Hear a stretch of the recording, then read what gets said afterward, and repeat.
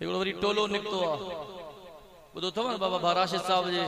बारे में व्हाट्सएप लगी पई आ व्हाट्सएप मां साथियुनि खे चवंदो आहियां लीडर उनखे चइबो आहे जेको अगले जी गुफ्तगू सुठे नमूने सां ॿुधे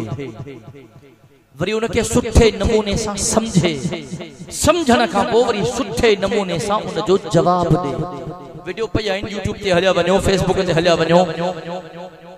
मीरपुर खास जे सरजमीन ते कायदे संत बिरादर मुकर्रम हजरत अल्लामा राशिद खालिद महमूद सुमरे जेका लफ्ज़ चयल है ॿुधो जेते छिता थिया आहिनि। मुझे कायद अच्छा चो मुझे कायद चो तहां चओ था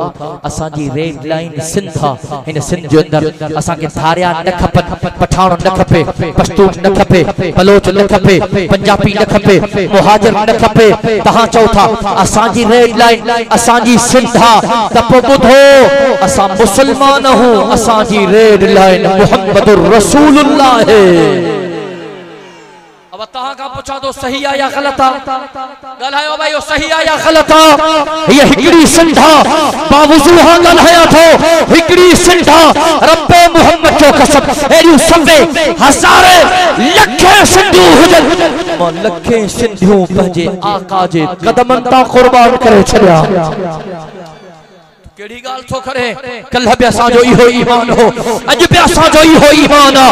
फाही जे फंदे ते होदासे तब बि असां जो इहो ईमान आ। राशिद साहब बेडी उमरकोट जे जलसे में चयन चई बाबा का गाल त बुधायो न जेदे छिता थियो मसलो चाहे मना मालूम थियो तहां बि हुनन जी सरपरस्ती था कयो न मना तहां बि के जी तलाली था कयो न मना तहां बि के मशन ते कम था कयो न। चई मां त बरमला चवा थो सिंध में धारिया ना मंजूर मां करे चवा त सिंध में धारिया वठी अचो बरमला चवा थो सिंध में धारिया न मंजूर जी मां तहां के चवा थो अचो मुजी स्टेट ते या मुखे पंजी स्टेट ते सजो उते पी करे नारो त हणो हिन सिंध में मदीने जे मीर जो गुस्ताख बि ना मंजूर नहणदा होश वठो अकुल का कम वठो त तहां के खबर पए मुसलमान केरा मोमिन केरा मोहम्मद अरबी जो गुलाम केरा जानसार केरा वफादार केरा। अल्लाह जो कसम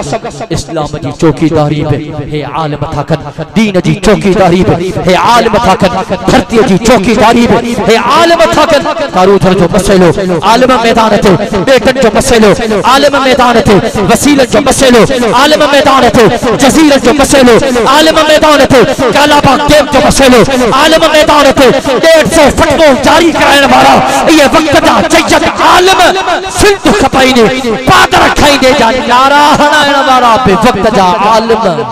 बेदार थो होश मां कम वठो जने इस्लाम जी चौकीदारी पे आलिम थाकन धरती जी चौकीदारी पे आलिम थाकन पता के दावत फिक्र थो जा अचो आलिम जा बाह बेली थो आलिम जो साथ जो नी हो निभायो। अल्लाह जो कसम बता इहो अमल अल्लाह जे बारगाह में कबूल थी वने अज मुसा वायदो क्यो त इंशाअल्लाह अज का पो असा जी पकाया जिंदगी आलिमन सा मोहब्बत कंदे गुजरंदी। अब को इंशाअल्लाह चवण वारो आहे अल्लाह से तहां जी इन नियत के कबूल